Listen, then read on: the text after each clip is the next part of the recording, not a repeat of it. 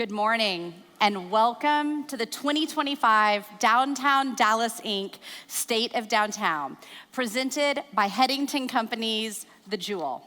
We are thrilled to welcome you to the Thompson Dallas Hotel in the heart of downtown, and fall has finally arrived. It's always good to come together with our downtown champions and our stakeholders.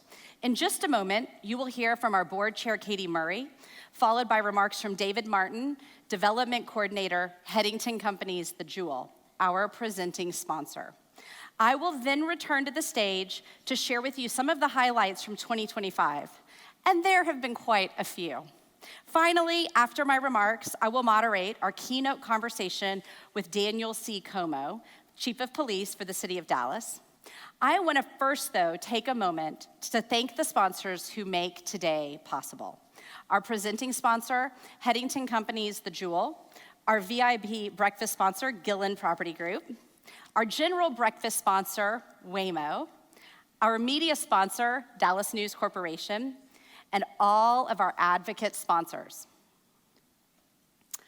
I also want to thank our partner sponsors and our Wi-Fi, name tag, registration table, and photo op sponsors. Clearly, it takes a village to sponsor this event. Thank you all.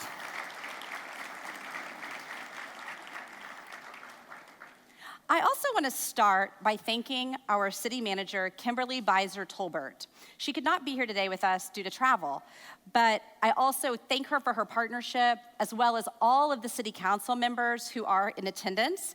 Downtown's own Mayor Pro Tem, Jesse Moreno, Deputy Mayor Pro Tem, Gay Donnell Willis, Downtown's council member, Paul Ridley, Chad West, Lara Cadena, Adam Bazaldua, and William Roth. We could not do what we do without the support of City Hall. Former Mayor Steve Bartlett is also here, as well as other elected officials and senior staff members and the representatives of elected officials who have joined us. Thank you.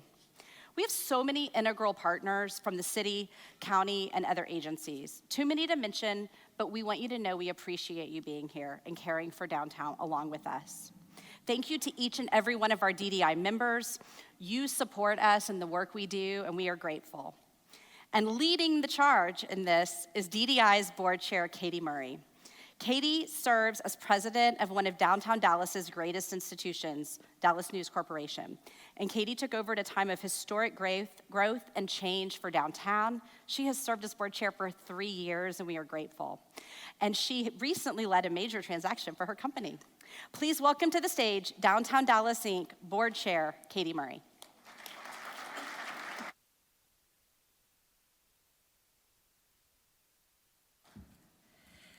Next time I know, review her script before I take the stage. So thank you, Jennifer. And good morning, everybody. As Jennifer said, fall is finally here. For the last 3 years, it has been my honor to serve as the DDI board chair of this amazing organization, an organization that supports all of its downtown constituents. The committed individuals on the DDI security, clean, homeless outreach, and ambassador teams are on the streets of downtown every single day with a smile. They are the ones that ensure our downtown is safe and clean and vibrant 24 hours a day, 7 days a week, and 365 days a year.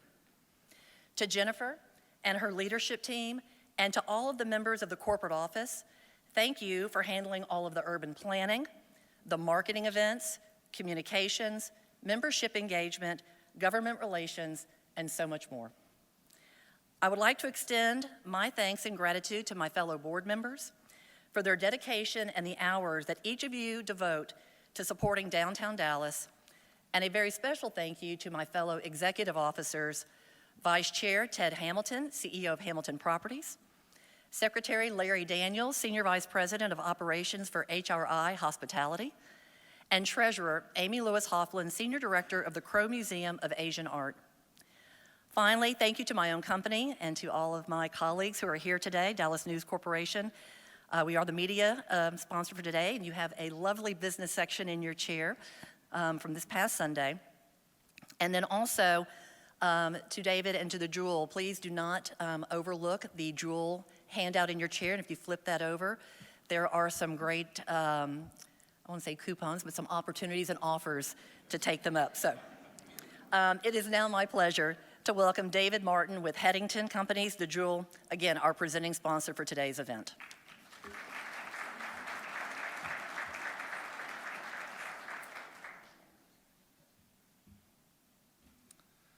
Thank you, Katie. Give people another reason to come downtown. That's the heart of Hutchison Company's principle, Tim Hedington's real estate philosophy. Tim has always believed that to have a great city, you have to have a great urban center.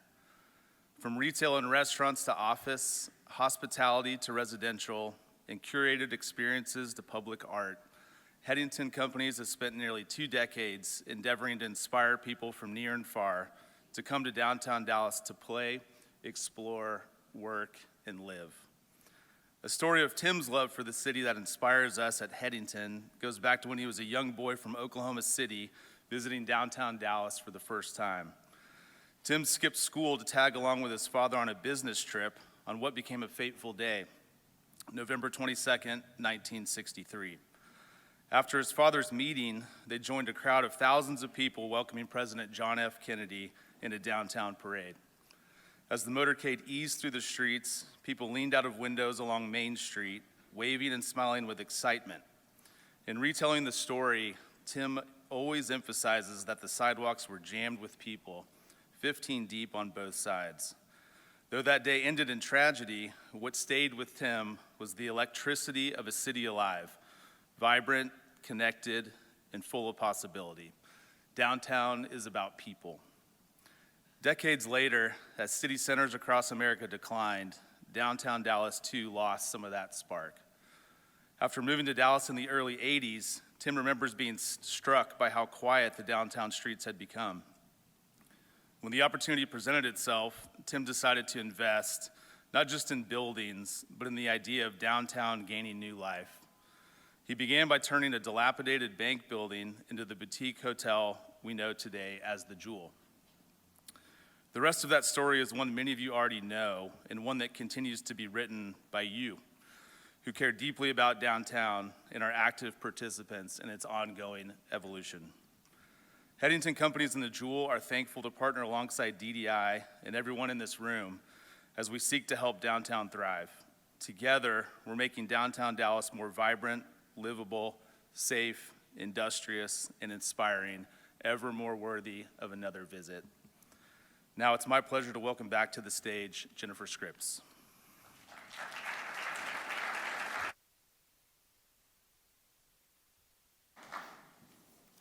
Thank you, David. DDI is honored to have the support and partnership for decades now of Hutchison Companies, The Jewel.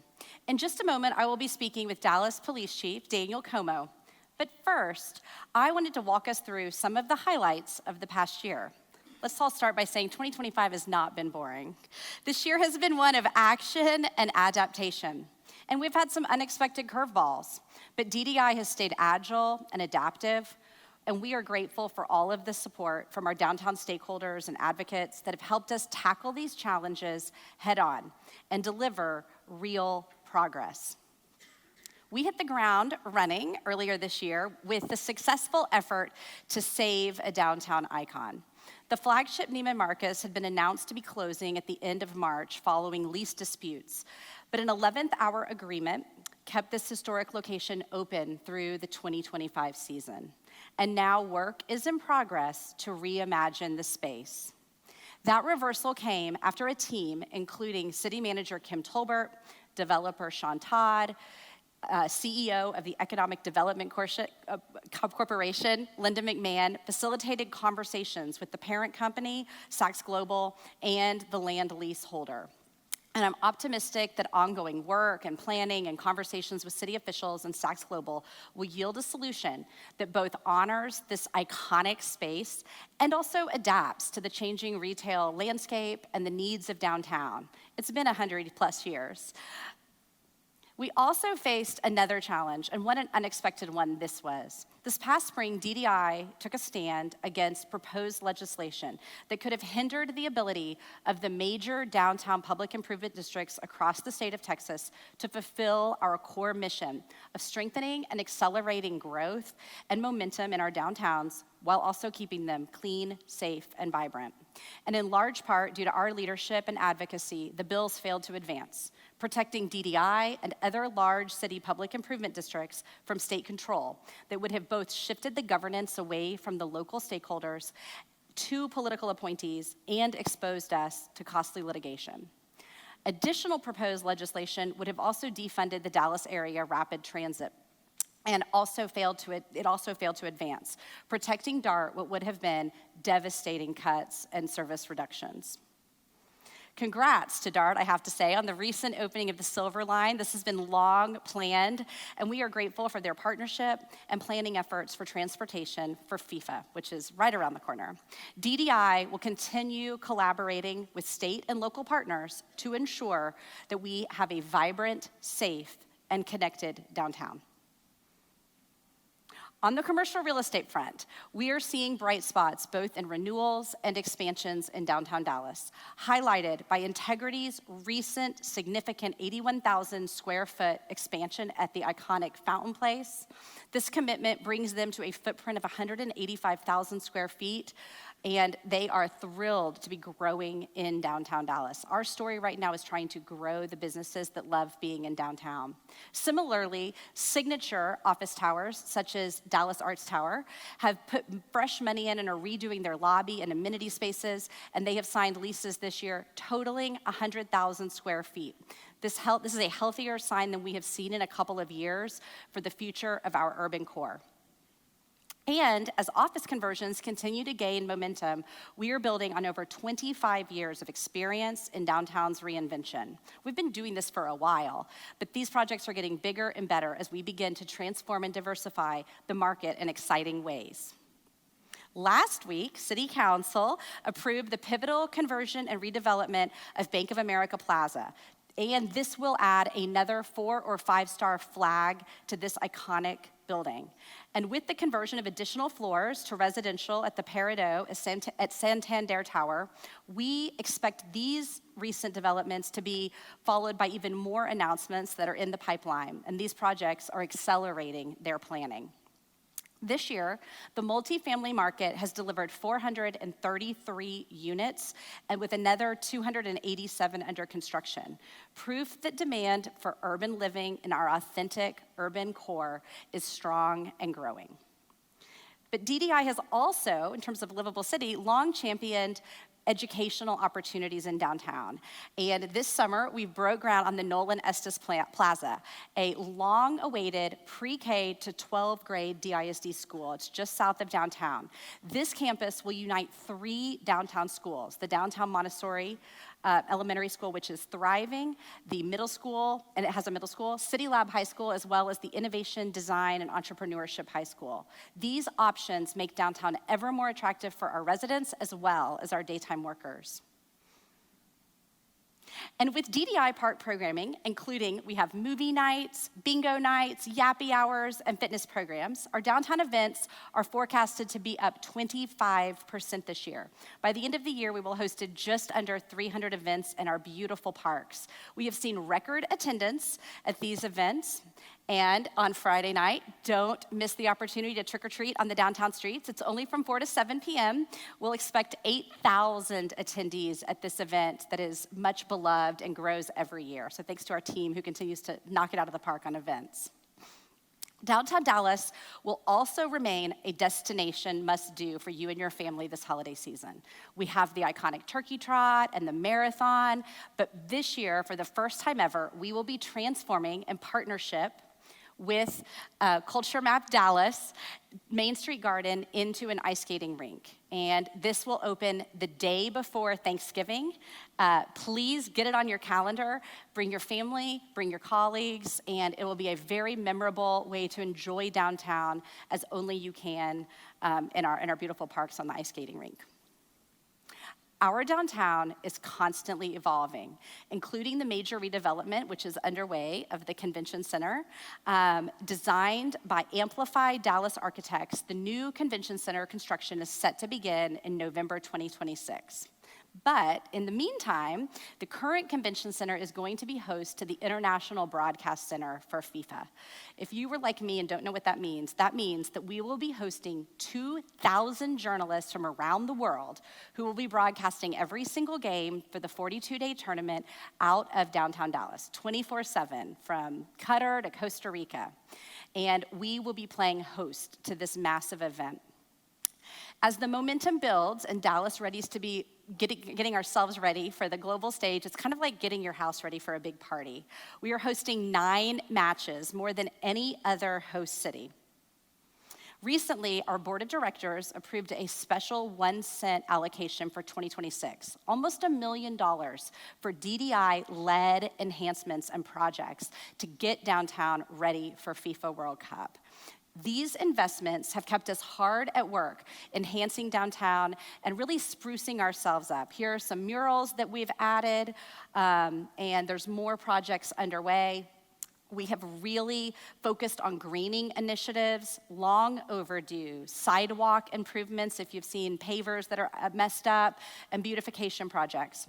But our efforts are also focused on creating positive impact that is lasting. These are not things that will go away after FIFA. They will enhance downtown permanently for our residents, our workers, and certainly as well as our visitors. We will have a new energy, visual appeal, and enhanced pedestrian experiences for downtown. We've also done building facades, upgraded lighting, and reimagined public spaces. This year, we have also made greenery a priority. We are halfway through planting 500 trees with more on the way. Hopefully you've seen the improvements at key gateway medians at Field Street, Griffin Street, and the Woodall-Rogers Service Road, as well as the Triangle Park by the First Baptist Church and San Jacinto at St. Paul. And meanwhile, the Main Street Garden Cafe is undergoing a much-needed renovation, and that will be complete by the end of the year so that we can bring food service back to Main Street Garden. Another key ingredient to sustain our vibrancy and drive economic development is public safety. It's essential, both the perceptions of that as well as the reality. And the men and women of DDI are on the streets every day, ensuring that our downtown public spaces remain safe, clean, and vibrant. But through the waning days of the pandemic and under previous hall leadership, we experienced a significant drop in the number of Dallas police officers assigned to downtown.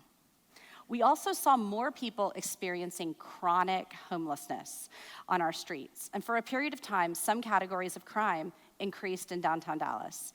And nobody thought this was okay. And I am so proud of the Safe in the City response we have had over the past 18 months now to address these challenges. Many of you have banded together with us to achieve this turnaround. And in May, we publicly launched the Safe in the City initiative, a comprehensive public-private effort rooted in the belief that a relatively modest investment and commitment to public safety will yield exponential values and benefits and economic value. This initiative is built on the recommendations of a report by the Boston Consulting Group, which partnered with us to conduct a pro bono assessment of the downtown economy, the public safety, as well as homelessness. The result of this work led to our dedicated efforts to ensure sustained public safety, which include increased policing and presence, nothing beats that. More coordination among security entities, including DDI and other agencies, as well as private security, as we continue to coordinate and bring 21st century to bear. Continued efforts around rehousing, and then a real focus on our problematic hotspots. And I'm excited to share our progress. As of today, we have more officers assigned to downtown Dallas than at any time before, nearly 120 officers. This is up from about 90 not too long ago. We are collaborating with police and private security more than ever, and DDI has been integral in reconstituting the Downtown Security Directors Association. Many of you have come together with us in this work, and it's making a difference. We continue to work closely with Housing Forward, the Stewpot, the Bridge, Austin Street Shelter, and so many other essential service providers who help those experiencing homelessness with a path for recovery and rehousing. Most notably, our data shows that our strategies are working. Overall crime is down 11%, with a new focus on some categories, including shoplifting, graffiti, and other criminal mischief type categories that frankly were not being addressed previously. Violent crime is down even more, 16%, and non-family violent crime is down even more than that. And then lastly, the majority of quality of life infractions that DDI tracks, such as sleeping in public, panhandling, and disorderly conduct, are down 27%. Working with our partners at Housing Forward and City Hall, we have rehoused more than 250 people that were previously in encampments, that were circling downtown and taking over some of our public spaces, especially around City Hall and the Dallas Public Library. Our ongoing efforts now focus on deterring unauthorized street feedings and encouraging unsheltered individuals to utilize proper facilities and available support services. Additionally, DDI has implemented third-party overnight security across all of our parks. This was new for us, and we are grateful to our board and our supporters that have made this possible. This operates from 10 a.m. to 6 p.m., and it's making a huge difference. We said from the beginning that this was a public-private partnership, and in true Dallas form, our business community stepped up in a big way, with the Dallas Regional Chamber and the Dallas Citizens Council pledging a combined $900,000 over the first 2 years of this initiative. More recently, we were awarded an additional $1.5 million from the Community Foundation of Texas and an additional $100,000 from the Hoblet-Zell Foundation. That is a combined $2.5 million investment to augment the city's investment and support things like private security overnight, homeless outreach case managers, security cameras, and a planned downtown law enforcement command center. This critical work is far from finished, as we are not claiming victory. It is just the start of a new era for downtown Dallas, our safety, our security, and our economic prosperity. I'm grateful for the support of our downtown civic leaders, businesses, and stakeholders. Now, it is my honor to introduce today's speaker, Chief Daniel C. Comeaux, Chief of Police for the City of Dallas. Chief Comeaux has more than 30 years of distinguished law enforcement experience. He began his career with the Houston Police in 1991, specializing in community policing, narcotics enforcement, and high-risk investigations. Throughout his career, Chief Comeaux has been recognized as a leader in recruitment, transparency, and modern policing. He is deeply committed to strengthening public trust, fostering interagency collaboration, and advancing innovative strategies that reduce crime while supporting officer development.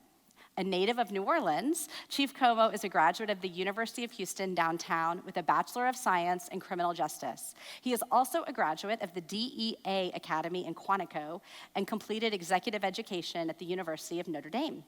Please join me in welcoming to the stage Chief Daniel C. Comeaux.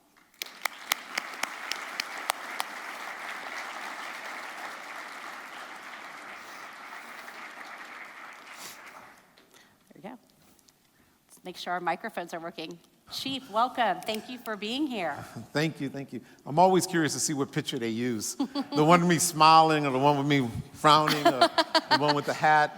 We got the smiling one. Got the smiling one today. Well, good. That's a good start. Well, okay. So welcome to downtown Dallas. This is the first time you've joined us in an event like this. But you've been on the job about 6 months? 6 months, I think it equals about 3 years, but about 6 months. Well, as you know, you did come in to this job at a time of real focus on public safety in downtown Dallas. I know that we have so many important companies, AT&T, Jacobs, Comerica, but really it's including the 15,000 residents and the thousands of people who go to school in downtown Dallas. What are your top priorities when you think about maintaining this positive momentum that we're seeing as it relates to DPD? Well, there are several things. One, we have to be present, right? When people see the police, they tend to do less bad things. So true. Right? So you have to be present. So I was happy to hear that. You pointed out the number. We've gone from approximately 90 officers in this area to over 120 right now. That's great. So that's one of the things, being present. Another thing, when I first got here, and it was fairly interesting to me, my first week, everyone's telling me all kind of stuff, getting all kind of text messaging. I learned that my number was probably on Google because everyone was texting me. Welcome to Dallas. Yes. But one of the things was, it was like a big traffic enforcement. And I kept hearing over and over, downtown has no traffic enforcement. Oh, we know. And so I was like, okay, where am I going to prioritize this traffic enforcement? And I'm like, okay, it's probably going to start off down here. And then after I heard it every single day, several times, it started bumping up. And it got pretty high on the list. And I have to tell you a little story. It won't take too long. No, please. But I was walking across the street, or the light changed, and I was walking. And I was doing something that I shouldn't do. I had my phone. I was texting.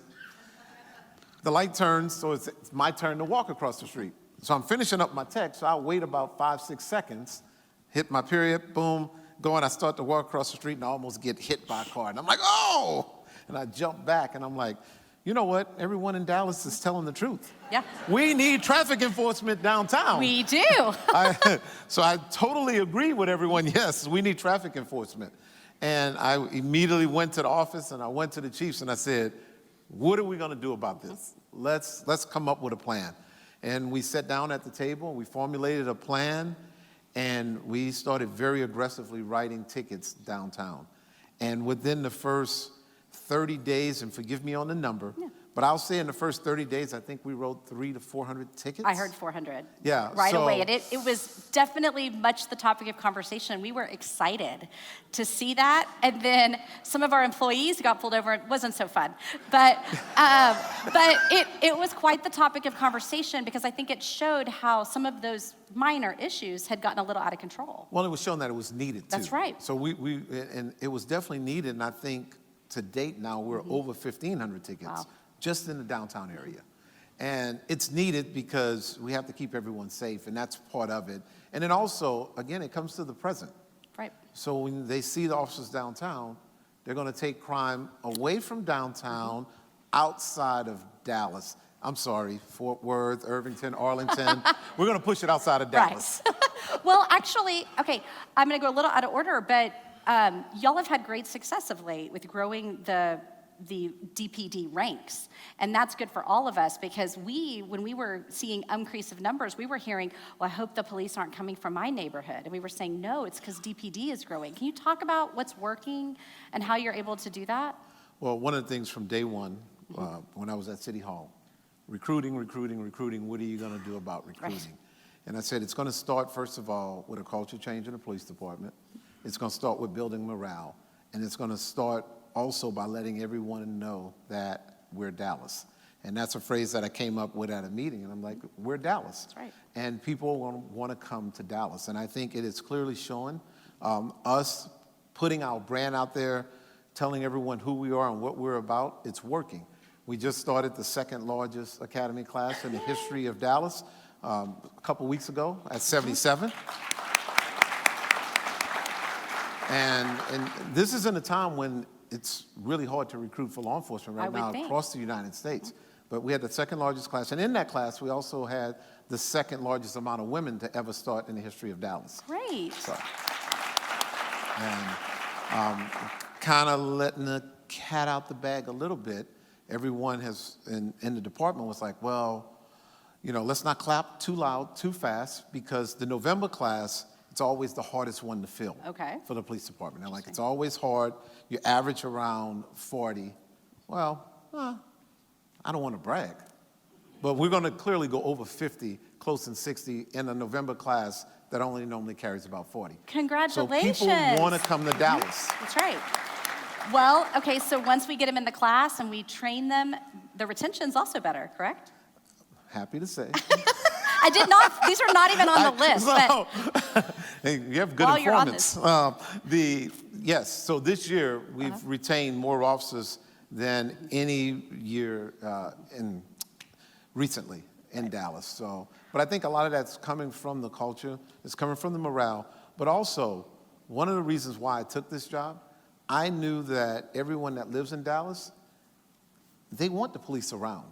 Everyone, and I don't care where I go, from the richest of the rich to, say, a little bit lower socioeconomic, everyone always says the same thing. Keep us safe. Well, and wanna we be want safe. the police officers, I will say, speak for all of our stakeholders at DDI, we love when we see the police officers around, when we're walking around. I always run up and say thank you. I know so many of our board members do as well, and we want them to love working in downtown. And that means something. We want really this means to be a highly selective place that they bid, and they want to come work for Major Madison and be part of a great group working alongside all of us. So this is really, really encouraging. I like the way you threw in work for Major Madison. That means come work downtown. Well, back to this incredible partnership, we've had such success building. Larry Gordon and David Davis on our team are DPD veterans, and I have a healthy respect of just having those constant lines of communication. When you see something, okay, what are we going to do about it, and then getting it into action. Right. So we've just kind of discussed that public safety is a team sport, and from your perspective, we have a different kind of environment down here. We're not a residential neighborhood. How can businesses and property owners, it means more when you say this than me, how can we work together better with DPD to create that safe and vibrant downtown? Well, one of the things, and I'll make the announcement today, and that I don't want to, this is something that we've talked about with the team, and everyone knows that we're starting a new division. It's going to be the Central Division, which is going to really focus on downtown.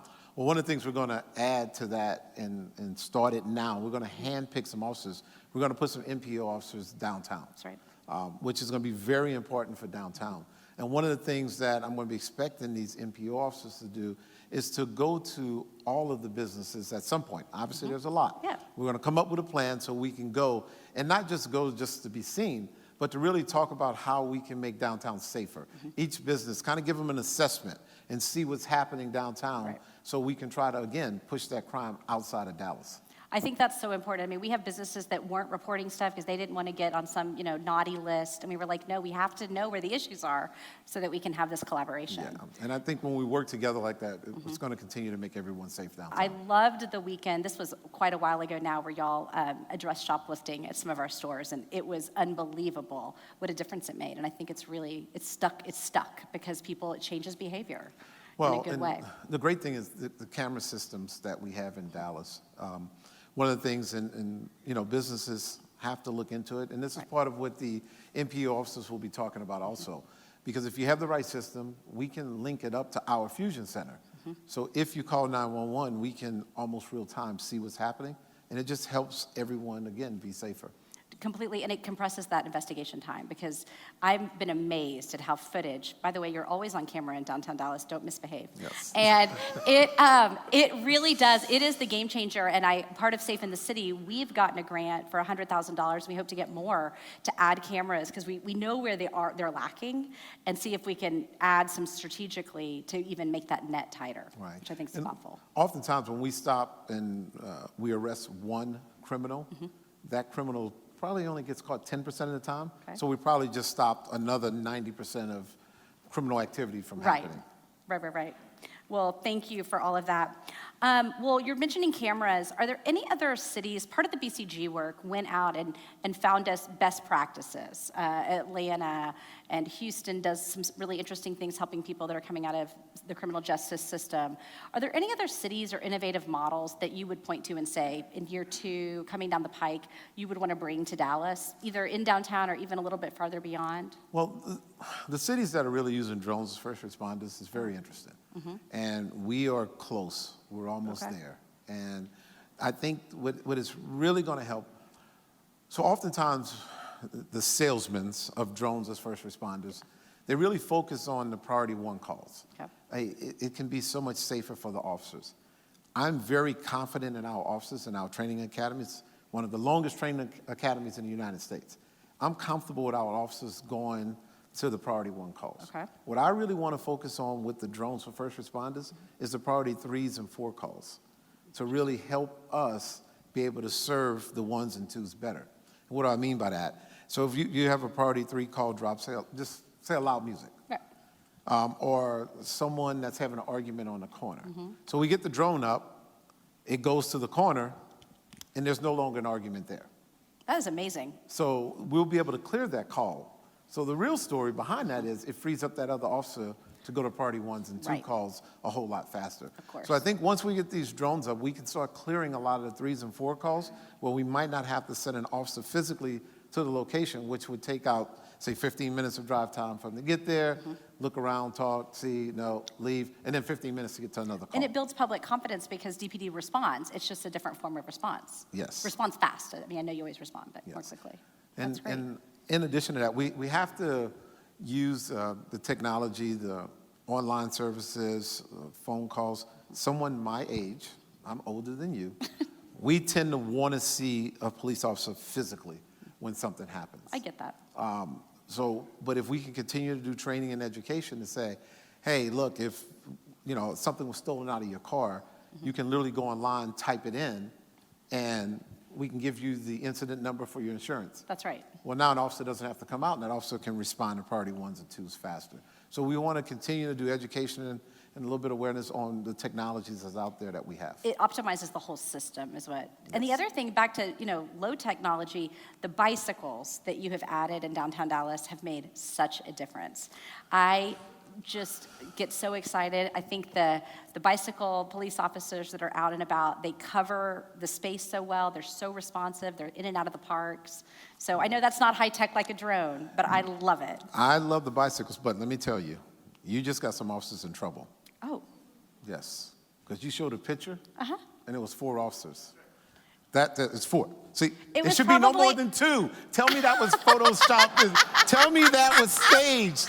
It was 'Cause it was staged. It was Okay, staged. tell me it was the other staged. thing, the other ones is, okay, that is staged, and then there's probably lots of police officers on horseback, because last fall during the state fair, right before or after, the tourists love when they're coming out of the convention center and you see a DPD officer in Civic Garden on a horseback, and we took some pictures, and I thought they are just, having the best time wowing these tourists from Boston or wherever. But yeah, they were probably So with that, not we officially. are really proud of the bike unit, and we've talked about it, and we're trying to get the bike unit to ride in 2s. In 2s, okay. Not in 4s. But, they come up with creative activities. They're like, well, boss, it was 2 DPD and it was 2 dart together, so really that's 2. They're collaborating. And 2, not 4. And I'm like, 2, 4. Okay, all right. But we're coming up with, so you say to mount it. So we've really increased the mounted patrol downtown. That's something that we're really focusing on. I think it's actually very effective, and I think that gets back to we're just a different neighborhood than where my residential neighborhood. The police car is efficient there, but some of these other means make a big difference in our parks and out and about on our streets. So we have the mounted, and we also have the motorcycles that you've seen. And I've been talking to the council member Moreno, and we're on the same page. We want to get a paralysis. Golly, I'm having a hard time. It happens, don't worry. We want to get one rolling around downtown also, because it can get to any calls, That's right. anytime, anywhere. It can go against traffic. It can go on the That's super sidewalks. cool. There's anything that it can't get anywhere. It'll be able to get anywhere very quickly. Very quickly, Yes. right. Well, okay, so less than a year, I think we're down to about 8 months, we will be hosting FIFA. And I will say the public safety coordination has been going on now for a couple of years. Do you want to give us a preview of all of the ways DPD and all of the partners, and I know you have a long history of working with federal drug enforcement and things like that, are working together to make sure that safety is achieved for that event? Yeah, look, we're going to collaborate with everyone. We're going to keep everyone safe. The great thing is Dallas has a lot of events that helps prepare, starting from the Grambling Prairie View game to the Texas OU game. Did everyone There's behave? things in place already that will help us expand the state fair. So we have a lot of things in place already. I took a trip to the Middle East to see all the best practices, so we're able to come back and have some really healthy discussions. And one of the biggest things that we got from there, we're going to get a database of the big fan. They call it the big fan. Interesting. So what happens is each country has like a fan leader, And the fan leader comes to Dallas before, and they'll find an area that they want for their country. Cool. And they'll find a restaurant or, a side of town. And then they'll say, okay, we're just going to take over this area, these 2 or 3 restaurants. So a country will take over 2 or 3 restaurants. Right. Now, what we're going to do, we're going to work with them, and we won't know this until December, until the teams are picked. That's right. But some countries just don't like each other. Yeah. And they are so passionate. Like, if they just see a country shirt with another shirt, it's an automatic fist fight. That's right. It's just a fist fight. So what we're going to do, we're going to try to do our part to kind of talk to this top fan. That's right. And steer them. You go on this side of Dallas, and you go on this side of Dallas, so you just don't fight when you see each And other if in the street. Longhorns and Sooners can do it, so can Yeah. these rivals. But at you least know? the Longhorn and Sooners, at least some of them just talk trash and they drink with each other, and Right. they don't automatically see a different shirt and fist fight. Well- They literally just come in fist fight And because the crowds, I mean, crowd control is always, part of that too. So you alluded to December. So Dallas, our region has 6 base camps, and we will find out the teams that'll be based at those camps. And I'm also really excited about it because I think we are going to get a new appreciation of our city as a global city, because the whole Nigerian community, or name that country, are going to circle around those base camps. And then once the matches are announced, we'll have, those zones for that country. And I think it'll be really cool, but there's a lot that goes into it. it's going to be great for Dallas. They picked the right city. That's We're Dallas. right. That's why Yes, they picked us. exactly. Well, okay, so we're thinking a little bit about new technology, but when you think 5 years out, can you talk kind of personally, where do you want to see the department in 5 years? And what do you think it'll look like? What do you think DPD will look like in a couple of years out? Because downtown's going to radically be different in 5 years with the new convention center, new Dallas College campus. Hopefully, more multi-use development will be less focused 100% on office, more hotels, more residential, more education. Well, first thing in 5 years, I want to talk personally. Okay. Now, personally, I hope I still have all my gray hair in 5 years. That's what I'm shooting for, to keep my hair in 5 years. But look, I want us to continue our number of recruitment to go up, to have more officers. When we have more officers, we're just going to be able to keep everyone safe. And that's definitely trending in the right direction. As a lot of major departments right now are pulling officers away from certain programs, I am laser focused on not pulling officers away from the NPO program. That's great. I will not fall to the pressure of the bigger departments saying, hey, we have to pull officers from these programs. We're going to figure out how to continue to get our response times down. And right now, over the last 6 months, our response times have been going down every single month. That's great. So we're going to continue to figure out how to do that, but not pull officers away from certain programs. Because in 5 years, I really want the community and the officers to be one. I want us to be joined together as one, and I feel it's so important for the NPO officers and just every officer to be able to walk anywhere and have open conversations. One of the things I've talked about from day one of getting here, I challenge everyone in here, and I challenge all the officers, make sure you have at least 3 officers' phone numbers in your phone. And what happens is, you might see something and you're like, well, I don't want to call 911 because, but it's weird. I see this every day. I see It's something unusual. happen. Something's it's off. just not right, but it's not a 911 phone call. But if you know an officer and you have his number in your phone, you'll give him a call, and you might end up solving something that you didn't realize because the officer checks it out and says, holy crap, this is something that's going on. They're stealing from here, and they're putting everything there. So I just want to continue the community engagement with the police department. Well, first of all, that is music to our ears. And I think it's a combination. If you have more officers and you have the people that can respond because they literally have bodies, that's really what we've seen over the last year, is that level of, please, make sure the morning guys on bicycles in pairs are getting out earlier. In this area, we continue to have some issues over there, and it sometimes feels like whack-a-mole, but the communication makes the difference because you're more responsive. Yeah, So. and with the officers in the programs, we want to definitely keep the violent crime down. And I am very happy to announce, like right now, year to date, we're 39 murders down from where we were last year right now. And not only 39 murders, but I think some of the traffic enforcement is really working. The visibility of the officers are really working because we have 40 less vehicle deaths this year than we were last Wow. year. So if you put that together, that's 79 less families that are grieving right now. Amazing. Okay, I love hearing the fewer vehicle casualties because that, I mean, driving around, I think that also creates a sense of order, calm, and that Dallas is a place where we all want to live and raise our families and do business. So thank you. That's wonderful. Well, is there anything that's still keeping you up at night? Where do we have blinders on? You're kind of new to Dallas. Is there anything that is still giving you that angsty feel? You know, there's a lot of things that keep me up at night.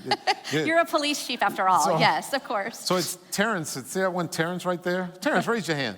Yeah, he's the one that calls me at 1, 2, 3, 4, 5 in the morning, waking me up.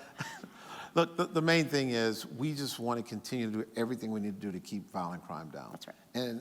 And I need everyone to know this. And this is not because Daniel Comeaux is the chief of Dallas. You really have a good police department. This police department was good before I got here, but one of the things that we're doing is we're really empowering all of our officers, sergeants, lieutenants, and majors to make decisions to make the city better. And I will tell you, the Dallas police officers are embracing the management style that's coming from our 6th floor and the teams right here. They're embracing the style that we're giving them the power to make Dallas better. And that I is think it's empowering, working. Yes. you know, but it's also nervous sometimes as the leader because It is. that's a lot of people making a lot of decisions. Well, and obviously we mainstream it. We have it. We have boundaries, and Yeah, of course. we put it in a box. But it's really working now. It's That's really great. working. Congratulations. Thank you. Well, we always call this our DDI lightning round. And I warned you. What is your favorite thing about downtown Dallas? You know, I'm the chief of police, so I don't get out much. But when I do get out, so far the farmers market's my favorite. I love it. We hang out at the farmer market. The wife and I will get out and we try all the different restaurants, and then we compare them. I don't want to put the list out yet because it's not complete, but the wife and I are foodies, so we love to eat. And Michelin just came out last night. We have 2 Michelin restaurants in Dallas and several nods, so there's more to go check out. So yeah, but the farmer markets that's my favorite right now. It's so wonderful, and when it really connects up to Harwood Park and Ruables, the whole area just feels great, especially on the weekends. And then can you share a recent moment that reminds you of the work you do and why it brings you joy? You know, look, that's easy, and that happens all the time. Good. It really does. When I go to the town hall meetings, you always come across the angry person, right? You always come across someone that feels like the police department's not doing right. But 90% of the time, someone pulls me aside and tells me an amazing story about what one officer has done, and it's made an impact on their kids or it's made an impact on their family. And when I hear all the stories, you know, I don't know if I'm just getting, what's happening, but I'll get emotional sometimes. Yes. It's like, but I'm a tough man, so I just, you know. Well, But if you ever see me do this, you know I'm getting emotional, because I'm making the, the tears roll back. You know, I just kind of, because I'm tough, and I won't fall for But that officers while do I'm in this see uniform. people. They do see people in moments of crisis. I mean, they do, and so that is so essential to know that when they show up, you're there with a person who's usually in great need in that moment. And when you hear those stories, it makes you feel good because, and you understand that, hey, there's a lot of really good officers doing really good things. So it always touches me. And I will tell you, I think I probably speak for everybody here. I see that on a daily basis in downtown Dallas. I mean, I'm driving, not that I need a traffic violation, but I'll be driving down the street and I'll see our officers, you know, helping a person who's experiencing homelessness. I'll see them helping tourists. I'll see them dealing with a traffic fender bender, and they are out and about. So I am personally grateful, and you know, thank you for continuing to grow the force and for your commitment for downtown Dallas. Thank you. So, well, we are about to wrap things up. I'm going to wrap us up. Thank you. Okay. You can stay. You stay. Well, Chief, thank you again for joining us this morning and for your perspectives on DPD, both in downtown and across the city. But before I let us go, I wanted to ask everybody to please mark your calendars for our upcoming DDI annual meeting and luncheon, which this coming year will be on Friday, February 27th, 2026. It's actually not that far off. And it's going to be at the Fairmont Hotel, presented by Dallas College as our presenting sponsor. And we are thrilled. This gives me so much joy to announce today that our 2026 groundbreaker recipient is Downtown Dallas Inc.'s former CEO, John Crawford.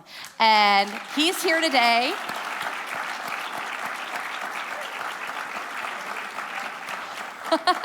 He's here today. Try to find him, and I hope that you will join us. I also wanted to wrap up by thanking the DDI team, who has worked hard for months now, making today's event a success. And honestly, the work that they do from sunup to sundown, 7 days a week, leave me in awe. They give me those moments of joy and inspiration. And I appreciate you all being here this morning, and please enjoy the rest of your day. Thank you.